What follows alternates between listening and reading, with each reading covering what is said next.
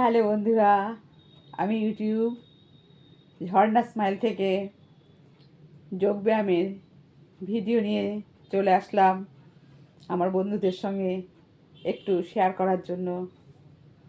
যোগব্যায়াম পদ্ধতি এমন একটা জিনিস যা রেগুলার না করলে চলে না। কম করে করলেও দিনে দুবার না হলে একবার তো অন্তত করতেই হবে। সেটা যেরকমই হোক, শরীর বুঝে এবং শরীরের সমস্যা বুঝে কিছু কিছু জিনিস রেগুলারই দুবেলা করতে পারলে খুবই ভালো।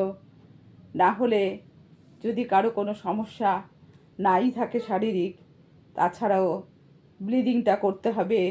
হাত পায়ের এক্সারসাইজগুলো ছোটোখাটো যেগুলোকে লাইট এক্সারসাইজ বলে সেগুলো করতে হবে।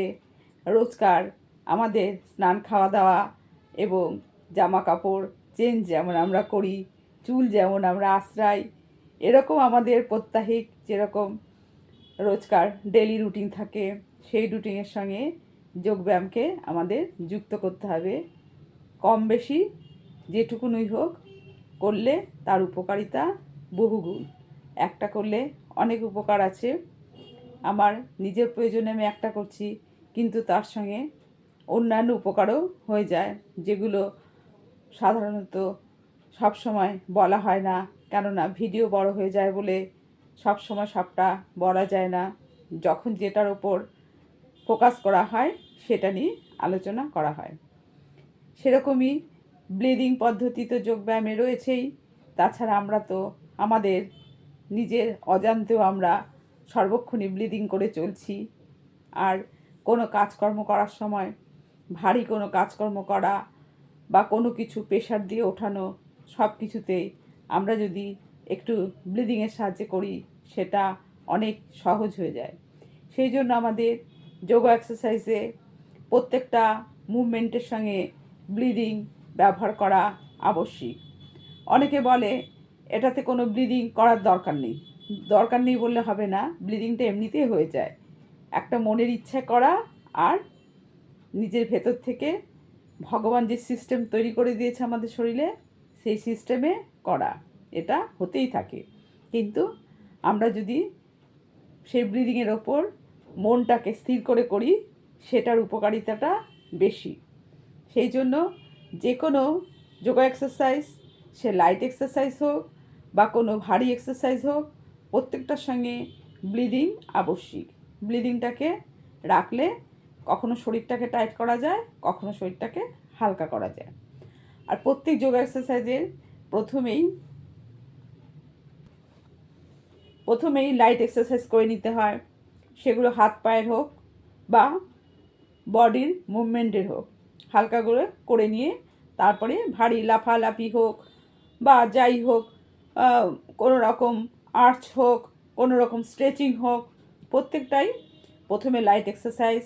একটু ব্লিডিংয়ের নাম রয়েছে প্রাণায়াম। প্রাণায়ামের মধ্যে রয়েছে, প্রথমেই রয়েছে যেটা আমরা সাধারণত সবসময় নিয়ে থাকি, সেটাকে ভস্ত্রিকা প্রাণায়াম বলা হয়।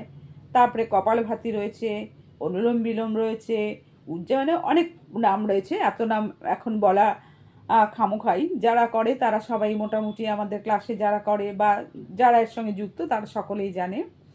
যাই হোক, আমার প্রসেসটা আমি তো একটু বয়স্ক মানুষদের জন্য ঘরোয়া সিস্টেমে করতে চাই, যাতে কারো কোনো চট করে করার সময় বিশেষ কোনো অসুবিধা না হয়। তার জন্য আমি প্রথমেই বলিনি যে ব্রিদিংটা করে নাও, একটু নর্মাল ব্রিদিং করে নাও, অক্সিজেনটা ভেতরে যাক, ভেতরটা একটু ভেতরে ইঞ্জিনটা আমাদের একটু সবল হোক, আর হাত পাগুলো একটু লাইট এক্সারসাইজ করে নাও।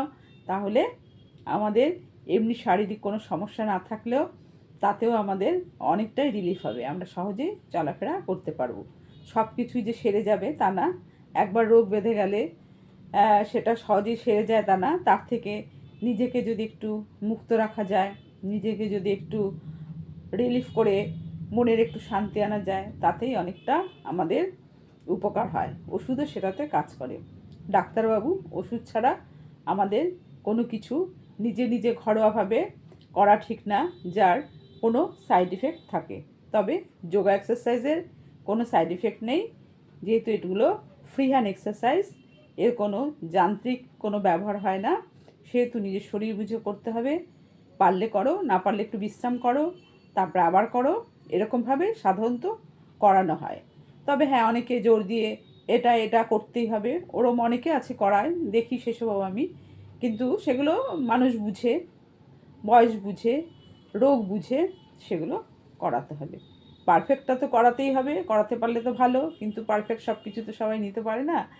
পারফেক্ট জিনিস তো আজকাল নেওয়া মুশকিল, সেটা খাদ্য থেকেই হোক, আর কাজকর্ম থেকেই হোক, মানুষের ব্যবহার থেকেই হোক, সব কিছুই পারফেক্ট হতে পারলে ভালো। কিন্তু পারফেক্ট আমরা কজন? আমরা কি কেউ পারফেক্ট? কেউ পারফেক্ট না। সকলেরই কিছু না কিছু দোষ ত্রুটি থাকে বলে আমি মনে করি। নিজের দিক দিয়ে বিচার করে বলছি।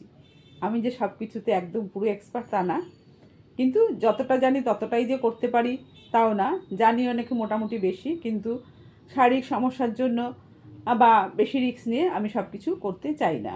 কেননা করব, তারপরে আবার দুদিন পড়ে থাকবো, সেরকম কিছু করার আমার ওরকম কোনো কম্পিটিশনে আমি যাই না, কখনোই না, ছোট থেকেই না, কম্পিটিশনের মধ্যে আমি নেই। যাই হোক, সেটা আমি জানি আর আমার ঈশ্বর জানে। সেসব বাদ দিই। এখন যেটা হচ্ছে, আমি ব্রিদিংটা করে নিচ্ছি, একটু ব্রিদিং করে একটু মুভমেন্ট করব, একটু লাইট এক্সারসাইজ করব। এভাবে রেগুলার, যেহেতু গরম পড়ে যাচ্ছে খুব বেশি, আর এগুলো মোটামুটি যোগা এক্সারসাইজ এসি রুমে করার নিয়ম নেই। একটু যাদের একটু ফ্যাট বেশি আছে, বা অল্প বয়স টিনেজার আছে, বা যাদের ওভারওয়েট আছে, তাদের জন্য একটু ঘাম ঝরানো অবশ্যই প্রয়োজন। লাফালাফি করতে পারলে ভালো, ঘাম ঝরাতে পারলে ভালো, কিন্তু এসি রুমে বসে মেজাজে একটু না করাই ভালো। এগুলো নিয়মও নেই তাছাড়া। আর ফ্যান চালিয়ে তো গরমে মানুষ কত মানে আর করবে, ফ্যানটা একটু চালানোই যেতে পারে। আর প্রাকৃতিক হাওয়া হলে তো খুবই ভালো, তার তো কোনো তুলনাই হয় না। সুতরাং এসি রুমে না করাই ভালো। আর করার সময় হাঁপিয়ে গেলে সঙ্গে সঙ্গে ঠান্ডা জল একদমই খাওয়া চলবে না। মিনিমাম 10-15 মিনিট পরে একটু হালকা গলা ভেজানো যেতে পারে, তবে আধ ঘন্টা পরেই জল টল খাওয়ার নিয়ম। না হলে ঠান্ডা গরমে শরীরে সমস্যা বেড়ে যেতে পারে। সেহেতু একটু কিছু নিয়মকানুন মানতে হবে। আর ঘাম টাম হলে তো সাধারণত মুছতেই হবে, ঘাম বসে যাওয়া ভালো না। এখন যেহেতু গরম আসছে, শীতের সিস্টেম আলাদা, গরমের সিস্টেম আলাদা। যাই হোক, যে ব্লিডিংটা করা হবে সেই ব্লিডিংটা গরমকালে করা খুবই কার্যকরী। সেটা সাধারণত নাক দিয়ে নিয়ে মুখ দিয়ে ছাড়বো, বা ডান নাকের বা নাকের ছিদ্র দিয়ে নেব, ডান দিক দিয়ে ছাড়বো। এগুলো শরীরকে ঠান্ডা করে। তাহলে সাধারণত আমি নাক দিয়ে নিয়ে মুখ দিয়ে ছাড়ি, এটা সবার জন্য খুবই উপকৃত হবে এটা যারা করবে। আর যত সেকেন্ডে নেব, 2 সেকেন্ডে নিলে 4 সেকেন্ডে ধীরে ধীরে ছাড়বো। যতক্ষণ অক্সিজেনটা আমাদের ভেতরে থাকবে ততক্ষণই আমাদের শরীরটা, ব্লাড সার্কুলেশনটা সঠিকভাবে করবে, এবং অক্সিজেন ব্লাডে যত থাকবে তত আমাদের শরীরের ইমিউনিটি বাড়বে, এনার্জি বাড়বে, ফিটনেস বাড়বে। এগুলো তো সাধারণত যোগাতে সবসময় কম বেশি বলা হয়ে থাকে। তাহলে আমি একটু করে নিই, নাক দিয়ে নিয়ে মুখ দিয়ে ছাড়ি ধীরে ধীরে। তোমরাও যারা করার করো, যারা মনে করো করে আরাম পাবে, করতে পারো।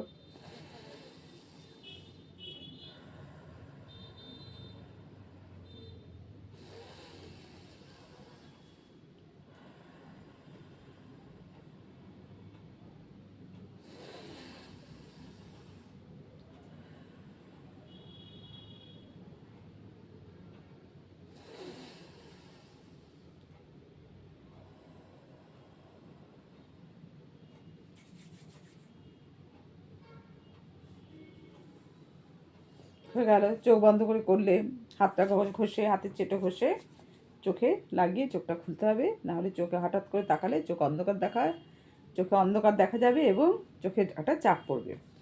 তারপরে আমি লাংসের জন্য যেটা করব সেটা হচ্ছে, শ্বাস ভরে নেব, হাত জোর করে বুকের সামনে হাতটা রইলো, শ্বাস ভরে নেব, হাত দুটো পেছন দিকে চলে যাবে, একটু শ্বাসটা জোরে জোরে হালকাভাবে নিয়ে নিলাম, এবার জোরে জোরে শ্বাসটাকে ছাড়তে হবে।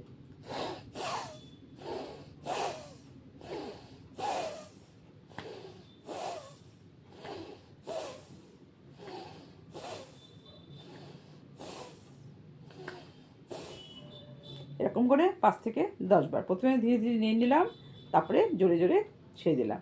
তারপরে বডিটা একটু টুইস্ট করব, অর্থাৎ একটা হাত যেদিকে যাবে তার উল্টো হাতটা পেছন দিকে কাঁধে হাত দিতে হবে।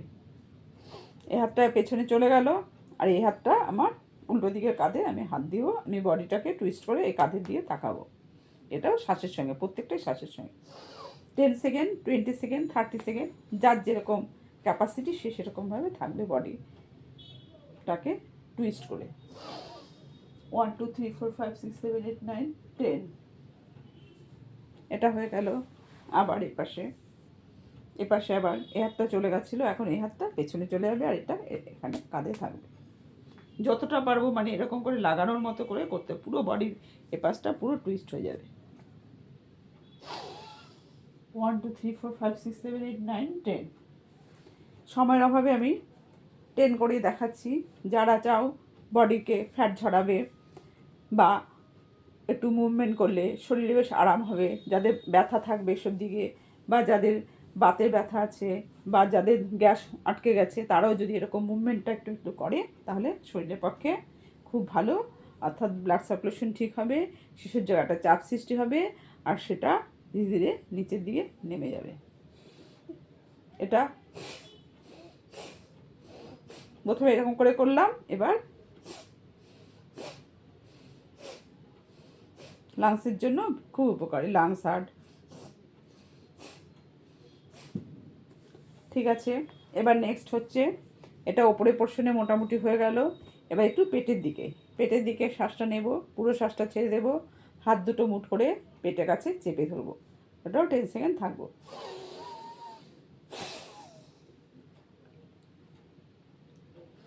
1 2 3 4 5 6 7 8 9 10।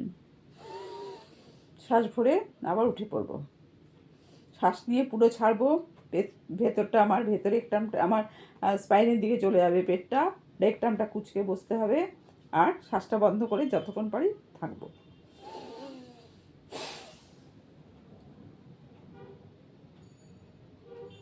One two three four five six seven eight nine 10।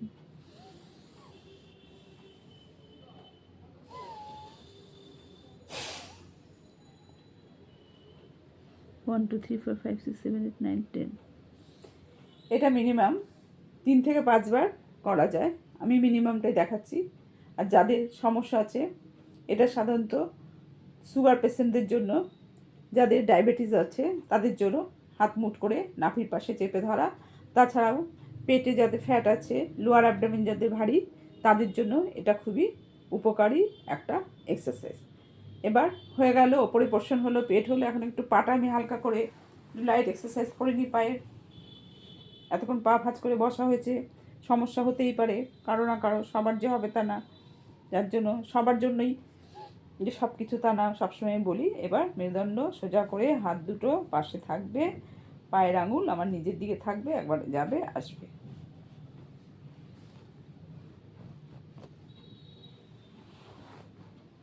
যাবে আসবে, তারপরে গোল করে ঘুরে আসবে, ডান দিক বাদিক গোল করে ঘুরে আসবে। এইসব লাইট এক্সারসাইজগুলো করলেও দিনে দুবার করে বসে বসে তারপরে আপ ডাউন করতে হবে পা, তারপরে জোড়া পা, সিঙ্গেল করে জোড়া পা। তারপরে সবার মুখস্থ হয়ে গেছে, এগুলো আমার ভিডিও যারা দেখবে বুঝতে পারবে। একদম শিখিয়ে দিতে চাই সঠিকভাবে, আজকে ওটা কালকে সেটা, সেভাবে না করে কিছু কিছু জিনিস শেখালে যেগুলো এটা টেনে ধরতে হবে। পাটা আমার নিজের দিকে থাকবে, আর হাঁটুটা যেন নিচে টাচ করে সেভাবে চাপ দিতে হবে, নাহলে কোনো কিছু রুল করে নিচে রুলার হোক বালিশ হোক চেপে ধরতে হবে। এখানেও 10 সেকেন্ড 30 সেকেন্ড 20 সেকেন্ড যে যেরকম থাকতে পারবে, যত থাকতে পারবে তত ভালো। হাঁটু দুটো আমার একসঙ্গে জয়েন্ট হয়ে যাচ্ছে, এখানে যে আমাদের ফ্লুইড থাকে সেটা গিয়ে জমা হচ্ছে, তারপরে আমাদের হাঁটা চলা অনেকটাই আরাম হয়, রিলিফ হয়।